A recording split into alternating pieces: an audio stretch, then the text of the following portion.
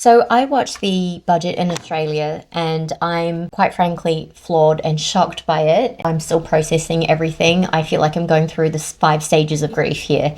Whilst negative gearing is going, I understand that and that probably needed to go.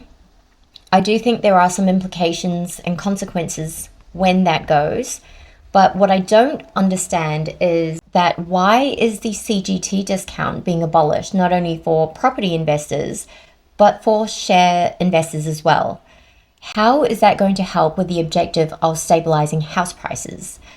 What I'm concerned about in particular is the younger generations that can't buy a property are looking for alternative ways to build wealth so that their cash doesn't just get eaten away by inflation, right? So a lot of people in that boat are looking to invest in shares.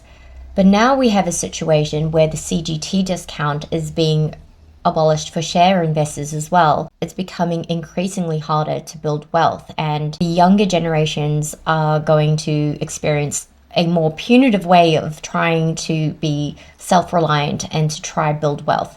And so going back to negative gearing, when that goes, property investors can no longer claim the interest as a tax deduction.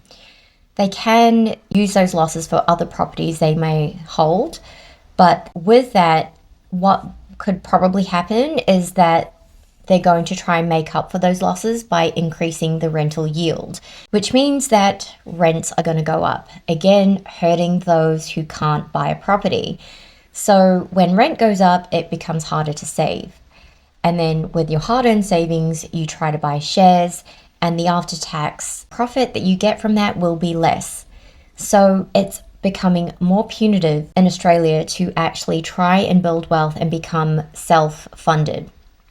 I can't wrap my head around this whole thing. I'm still processing it. It seems bizarre that in order to stabilize house prices, we're also going to punish share investors as well.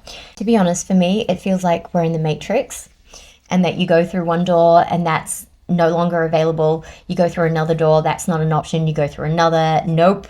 It feels like the options are starting to close in on us and they're becoming extremely limited. One thing that they haven't really touched is super. So that is something to actually start considering, given that super is only taxed at 15% max on the way up to retirement. And then once you start accessing your super, it's 0% tax. And there is no other structure available in Australia that offers you to invest in a 0% tax environment. So if anything, super is looking like a more and more attractive tax structure. However, the catch to that is that you can't access it until you're 60 and you've declared full retirement. So you can't look at it as your safety net if you ever needed it before then. Those are my thoughts. I'm not going to do anything and make any drastic changes to restructure until it becomes law. So I'd love to hear anybody else's thoughts about the budget announcements, good or bad. If it's good, please enlighten me because I think I need a little bit of positivity today.